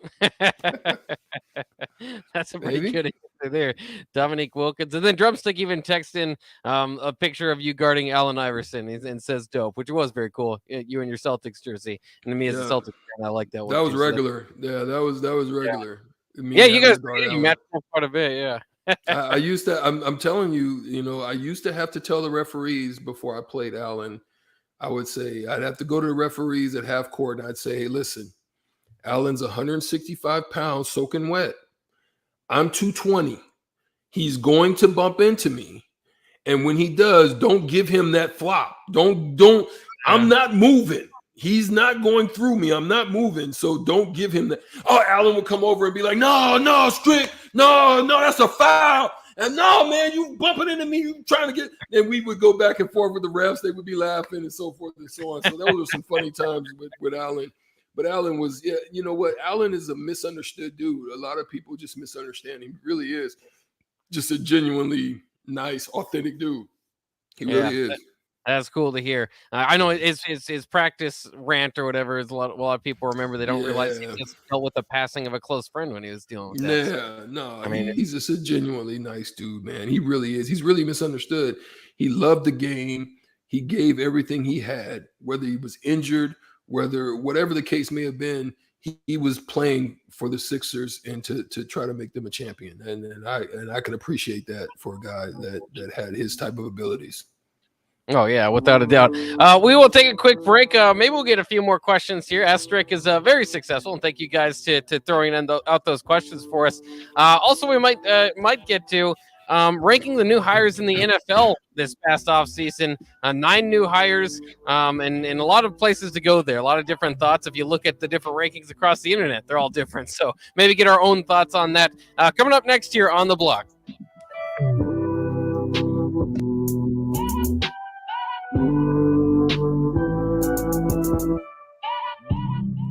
Hi, Sean Callahan here for Koppel Chevrolet GMC. And things have obviously been pretty challenging lately with new vehicles, with all the microchip and supply chain issues, but things continue to loosen up as Koppel gets more and more new vehicles in each and every week. We've had many customers also custom order their vehicles. So if you don't see what you want in our current inventory, we can put an order in to get exactly what you want. So go online, reserve your new vehicle at koppelcars.com. You'll be glad you did. Happy Hour with Nick Sainert and Enrique Alvarez Clary.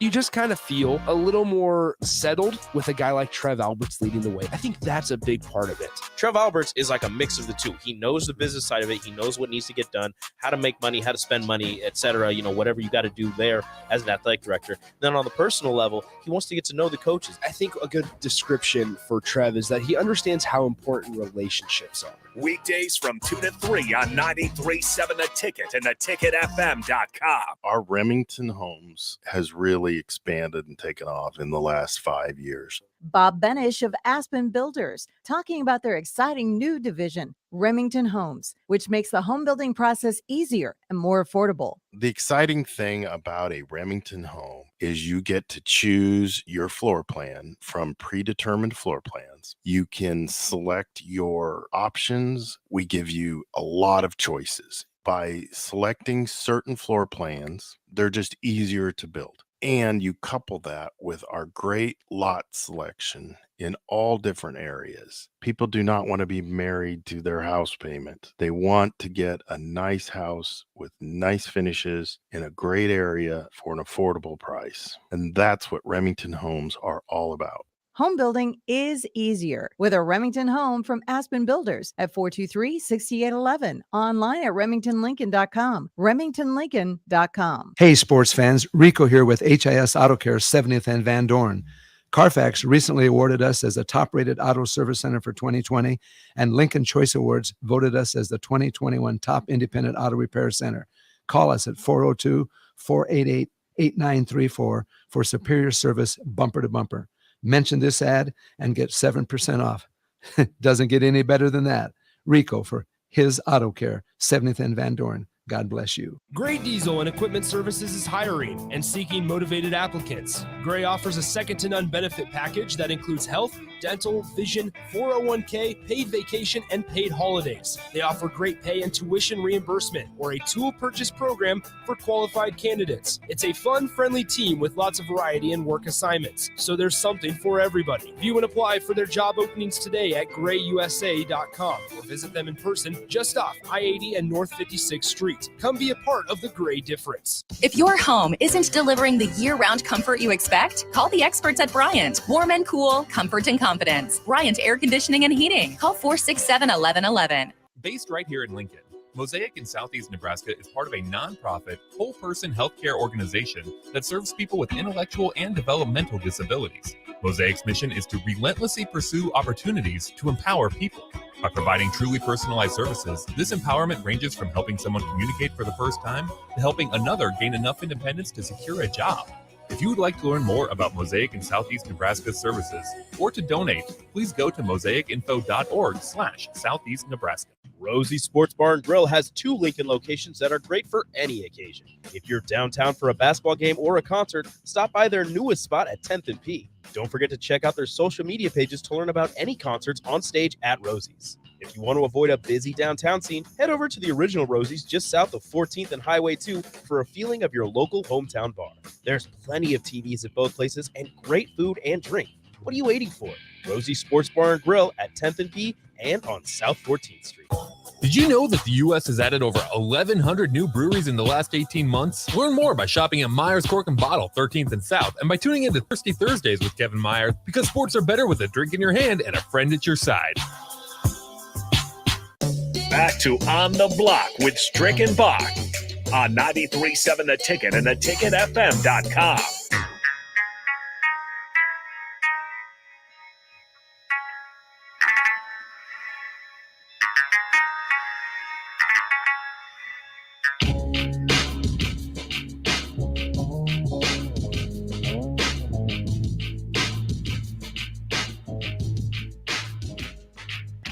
We are back here on the block on 93.7 The Ticket. Myself, Jake Balkoven, and Eric Circle. Got about a half an hour left here as we roll through the end of our topics. We were just getting through our Ask Strick segment, so just a few more questions before we get to our ranking of NFL coaches real quick. I did see just a few more questions. I don't want to leave you guys hanging out there. Ted just wants to tell the story. He said when he played a pickup game against Strick in college, he was skinny, 145 pounds, and he was back on defense when he started coming down on a fast break. He said, I about crapped my pants, threw my hands up, and swore he literally went over me. Still one of my fondest memories of Strick. Do you remember schooling some guys out there in college? I mean, that was one thing that we just wanted to hoop. So we were always looking where the game was, where we were going to hoop. And, you know, he would have caught me at a time where I was a savage. I mean, I was a savage from the standpoint of if you're anywhere near the rim, I'm trying to put you in it. That was how savage I was back then. But, you know, like I said, when I got to the NBA, it was kind of one of those things where, you know, it's only 2 points, Strick. You know, do you want to expend this energy? You got a back-to-back tomorrow. Do you want to just go lay this ball up, take the 2, and keep it moving? That's kind of the mentality that I used to have when I was in the league. No question. What Blanket says, what happens if AI plays quarterback and Strick wide receiver at Nebraska? You think that'd be a pretty good pairing? Well, it wouldn't have happened at Nebraska. Just remember that, right?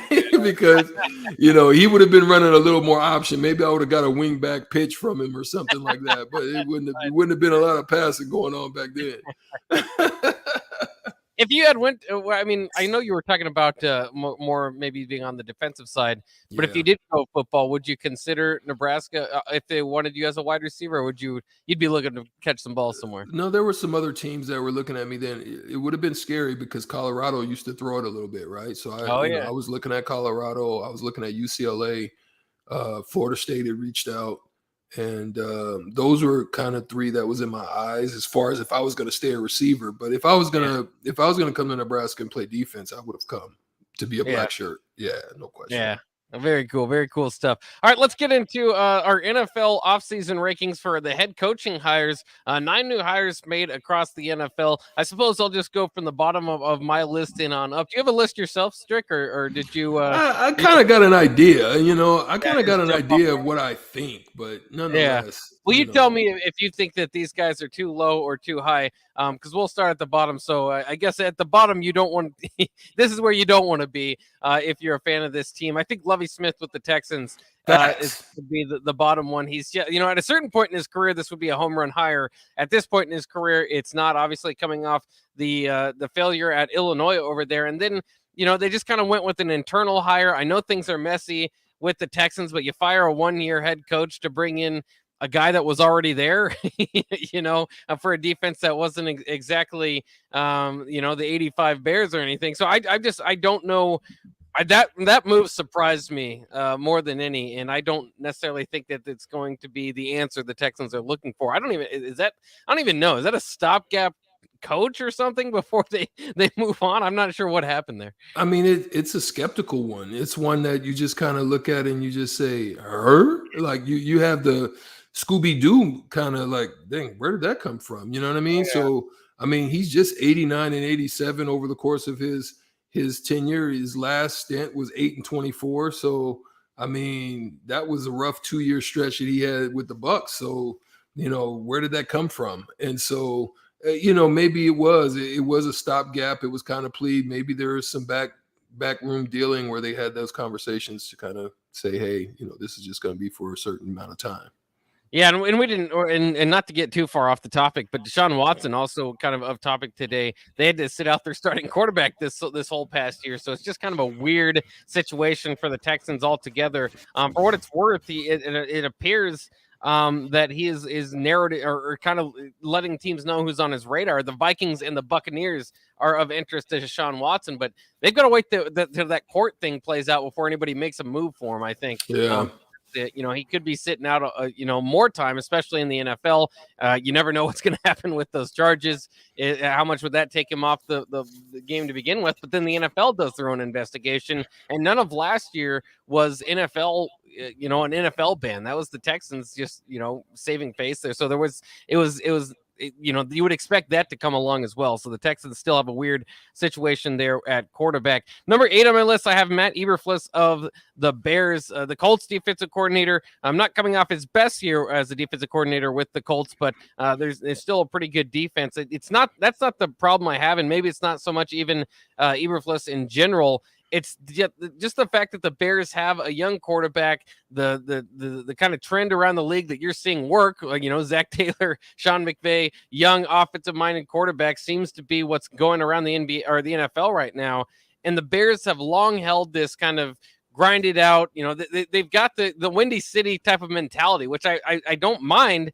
I just don't think it should be at this point where you go for your head coach, especially when you have a young quarterback that needs that tutoring. Part of it's, who's he hiring around him to kind of bring him up. I just thought they should have went, with the way that a lot of the NFL is going, because it's been so long since the Bears have had a young quarterback that's even worth trying to bring up in the way that they have now. And they still went the other way and went defense. It's the case of an awesome defense, terrible offense, young quarterback. Is he the guy to just help nurture that? I just don't see it. But me personally, I think I had Dennis Allen in that position. Yeah. But Dennis Allen, the reason being is that it just seems mediocre to me, right? So, just with the Raiders and the time there and a couple seasons, only winning 8 games, it just seems like it's a mediocre hire to me for an organization that expects so much more, even in losing Drew Brees. But the uncertainties of that with salary cap issues and not knowing where the quarterback's going to be, is he the guy to help bring that back? I don't know. I had him a little bit higher. Maybe it was just because of continuity, because he has had a solid defense out there with the Saints, but they do feel, destined for a whole new, like a fresh coat of paint, right? And Dennis Allen's not necessarily that. He's kind of a hangover from the Sean Payton, Drew Brees era, and maybe that's what they're hoping to kind of cling on to anything there. But yeah, I don't have him ranked a whole lot higher. Number 7 on my list, I have Mike McDaniel of the Dolphins. Just 1 year as an offensive coordinator for the 49ers, did do pretty well there, and he is what I was saying, kind of the young offensive mind. So I like the fact that they went that route. I just don't know if I like his experience level, and so far his time at the podium has not been kind to him. Yeah, he don't seem like he understands what he just, stuck his hand in. And he might have reached in and stuck his hand in some boo-boo. But yeah, we'll see. Well, then they shouldn't have fired Brian Flores to begin with. To make that move to get a guy that's been an offensive coordinator for 1 year, I just don't think. Yeah, I don't know if that's the hire I'd want, being that you just gave up a guy that gave you a winning season on the verge of breaking through. Is he a guy that's going to be able to manage and talk with Tagovailoa? Yeah, I don't know. He just seems like he's kind of to me, like he's oblivious. Yeah. Number 6 on my list, I have Josh McDaniels, the former Patriots offensive coordinator, now with the Raiders, and they're kind of doing. The Raiders are doing that thing. They had the weird connection where they got Mike Mayock as their GM this past go around, and obviously with Gruden. So they're basically just reaching into television and trying to get some sort of success out of it. That didn't work. Now they're reaching into the Patriots bag, grabbing the offensive coordinator over there, and Dave Ziegler is now their GM, the former Belichick director of player personnel for the Patriots. So they're just trying to be the Patriots of the East. I don't think you can do that, or excuse me, of the West. I don't think that you can necessarily do that. And that's been shown before. Josh McDaniels is part of the failed coaching tree that falls under Bill Belichick. None of them have had a whole lot of success. Obviously, he's always going to be linked to the swing and a miss of picking Tim Tebow in the first round. In the Patriots, it's a solid offense. I thought they did well for what they've had, and sometimes that's what you have to grade them on. I think Josh McDaniels is one of the best offensive coordinators in the league. I just, and maybe it is a thing where he just needs another opportunity. A lot of these guys kind of hit it big on their second opportunity as a head coach in the league. So I have him a little bit higher on this list. Some people have him way high. I have him at 5. I had him at 5, and the reason being is, like you said, a second opportunity, a chance to maybe get it right, to possibly look at it from a standpoint that he's got some great weapons. Obviously, he's got some turmoil, so maybe he can get back in there, right that ship, and then change his legacy. Yeah, and we got to run through these kind of quickly as we're up against it. I do have 5 Dennis Allen. That's where I had him. And I know we already talked about him. And you said you had McDaniels at 5. Yeah. So moving on to number 4, I have Doug Peterson, former Super Bowl winning coach with the Eagles. Things did not turn out well there as he lost one of his assistants. Things just kind of fell apart. But he's able to win a Super Bowl with Nick Foles. So I think he's worth a shot for the Jaguars. Kevin O'Connell for me, just being what he just came off of. If they are able to land him. I don't know. We don't know yet. We don't know who's going to have. They introduced him today. Yeah. So he's there. So, number 3 on my list is Nathaniel Hackett, the Broncos. The biggest thing is, can he bring Aaron Rodgers and Devontae Adams with him over there? He was the Packers offensive coordinator. He did get Blake Bortles to the AFC Championship game at one time as an offensive coordinator. So I'm pretty set that he's a good offensive coordinator. I think it's time to give him the head coaching job. So I think this is a good move for the Broncos. At that point, I had I had Nathaniel Hackett at 3. Yeah, that's where I had. That's where I had him. Yeah. Number 2, I have Kevin O'Connell. We kind of mentioned him, the Rams offensive coordinator. Now Brian Dable for me. That's who I have number 1. Brian Dable, now with the Giants, former Bills offensive coordinator. That goes without saying that he was very successful this past season with Josh Allen, former Alabama offensive coordinator as well. So his resume adds up, but it's always difficult in the Middlelands. Who do you have at number 1? Doug Peterson. Doug Peterson, yeah, solid. I mean, former Super Bowl winning coach, not a bad hire. The only problem is it's back in Jacksonville, where it's a tough for him. That is like the black hole of the NFL right now. You get over there and everybody dies. Yeah, that's a tough place to win. Urban Meyer didn't make it too long in there. But we'll take a quick break, and when we come back, it's time to round out the show like we always do with Hitting the Hardwood with Strick. Talk a little bit of NBA action and round out the show. That's coming up next here on The Block on 93.7 The Ticket.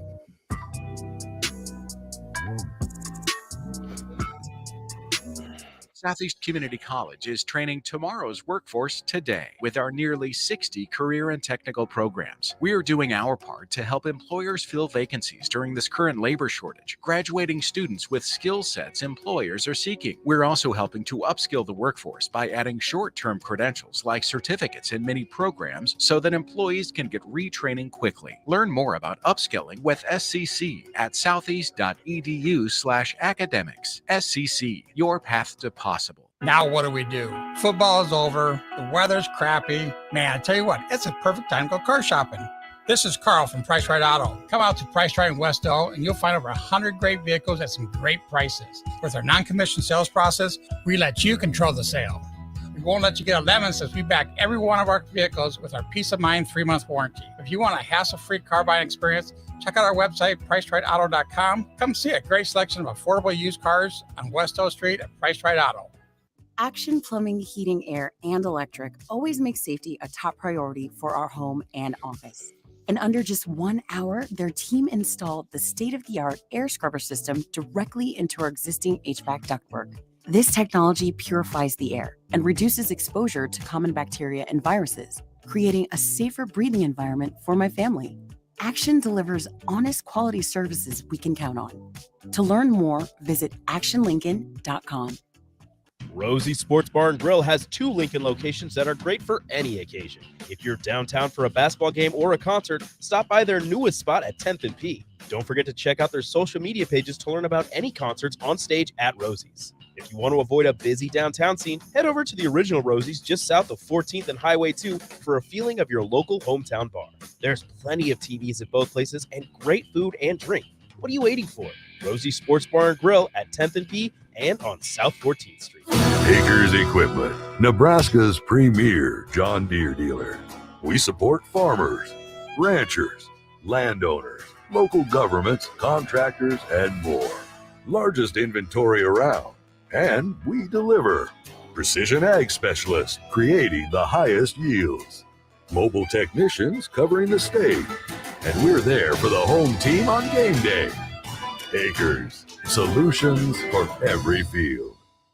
Hi, Sean Callahan here for Koppel Chevrolet GMC. And things have obviously been pretty challenging lately with new vehicles, with all the microchip and supply chain issues, but things continue to loosen up as Koppel gets more and more new vehicles in each and every week. We've had many customers also custom order their vehicles. So if you don't see what you want in our current inventory, we can put an order in to get exactly what you want. So go online, reserve your new vehicle at koppelcars.com. You'll be glad you did. You hear that? That's the sound of extremely tender and delicious beef from certified Piedmontese. Prime grade tenderness with a fraction of the fat and calories of normal beef. It's Nebraska raised product and the official beef of Nebraska Athletics.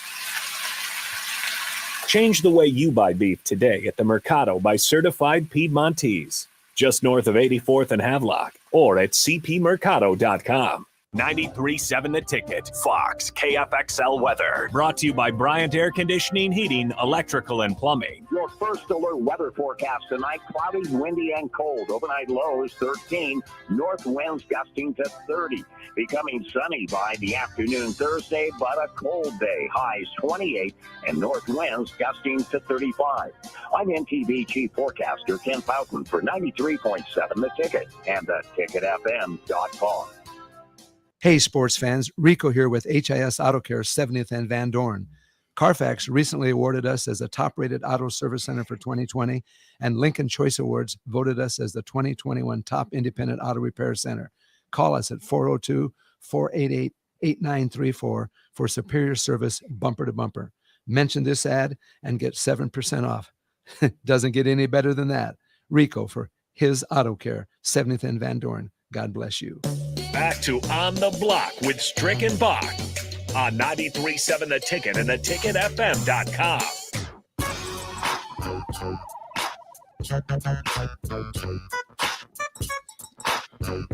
It's time for Hitting the Hardwood here on the block on 93.7 The Ticket. A look at the association, some of the goings on last night and tonight. If you're looking for a game to watch, there are a few of them from the NBA tonight. Jay-Z might be at Madison Square Garden based on that one song he made years ago. The Knicks and Nets are playing, and he apparently gets high-five from them sometimes from Madison Square Garden. Either way, 6:30 on ESPN for the Nets and the Knicks. Then 9 o'clock tonight, the Lakers and the Jazz on ESPN as well. I think you can tell some of those games are scheduled before the year. It's the Lakers and the Knicks. Always a good drawing, so maybe it doesn't matter either way, but haven't lived up to expectations. But rewinding to last night is where I want to get to. First, how about my Celtics there with a big win, 135-87 over the 76ers. 25 made three-pointers. They now have 9 wins in a row in the league. Jason Tatum led the way with 28 points. We talked about him briefly yesterday. Can they, I mean, and we kind of said that I don't know if we can buy into them as being a true contender just because they look similar to what they've looked like in the past. That's still what's kind of going on in Boston, at least on Boston Twitter, is kind of thinking maybe this is the time that Jalen and Jason Tatum have learned. You know, at some point you thought they're going to learn to play together. They're going to mature enough in at some point as they're young players. You don't want to break them up and it will hit. Do you think there's a possibility that they are contenders this year and that they are finally hitting their stride there? I think they're going to raise the eyebrows in the East. I think they're going to be a trouble team that would be tough. I just think that once it gets down to that time, I don't know if they have enough front court depth that it's going to take to get past, you know, what's going on in Cleveland, what's going on there with the now with also the Brooklyn and also with the Sixers. I just don't think they have enough front court presence to do that. I think they're dangerous though. I think they're dangerous, and if they get hot, they can give you a lot of trouble. No question about it. And another team that I think gets overlooked a little bit, despite being the defending champions and having an MVP on their roster, is the Milwaukee Bucks. I know they're not sexy. I think maybe that's part of the reason that you don't hear about them too much. Not necessarily a big market there, but Giannis had a heck of a night last night. 50 points for Giannis on 17 of 21 shooting. In fact, it was one of the best or most proficient 50-point games in NBA history. Only Adrian Dantley, Willie Burton, and Damian Lillard have scored 50 on less shots. It took Giannis 21 shots to get those 50 points. Adrian Dantley with the record with 17 attempts back in 1980. Of course, a lot of that coming from the free throw line, but they absolutely did their damage. 128-119 over the Pacers. Do you think that they get sometimes overlooked because of the lack of flair? And it seems like Giannis is getting a little overlooked again. Yeah, and maybe the MVP discussions. I think he's basically trying to let you know that don't forget about me. You know what I mean? You remember that song? Don't you forget about me. Don't. That's basically what he's trying to let you know. Coming off the injury, he's trying to let you know, hey, don't you forget about me. And not only that, but the way that he did it also, where free throws used to be a detriment for him. I always said that if his penetration, his floaters, all the stuff inside, his beastly, stuff that he does in the interior is all phenomenal. But if he gets a jumper, which he's already developing, and then if he makes free throws, he was 14 for 18 last night. So if he does that, he's a problem for anybody out there. He's now shooting 72% from the field. That's crazy. That mark hasn't been bested since 2019, so that's crazy. Well, and it is maybe getting a little too late in his career. I know he's still young, but he's been a consistent 30% 3-point shooter over the last 3 years. So I don't know if that's developing, but and that's going to be that's always the question. Is that's the strategy once you get into the playoffs? Is just kind of drop off of him, make him beat you from beyond the arc because he's so difficult to stop when he's running at you going to the cup. Before we get out of here, too, I did want to mention this because I saw this. American Pickers are on their way to Nebraska. Did you ever watch that show? I have not seen that one. Oh, yeah, they go through different barnyards and try to find gems that will be worth money. So That's kind of cool. Also, Kevin Hart is coming to Omaha for his comedy tour. Are you a big Kevin Hart fan, or did Kevin Hart did a little much for me? Too much, I think it was just over. He was oversaturated. Yeah, he was oversaturated for a period. But when is he coming? You never know. I may, see if I'll pop in. Yeah, maybe that's a time to come out to Omaha. I didn't check exactly when it was. I just thought those were some noteworthy appearances on the way to Nebraska. That'll wrap it up there for On the Block today. Of course, we got 2 more shows, so join us tomorrow and Friday. But Ticket Weeknights, always in fuego, coming up next as the Teammates Mentoring Hour is coming up, and that's always a good one. So stay tuned to 93.7 The Ticket, but that'll wrap it up for On the Block. We'll see you tomorrow. This is your High School Minute.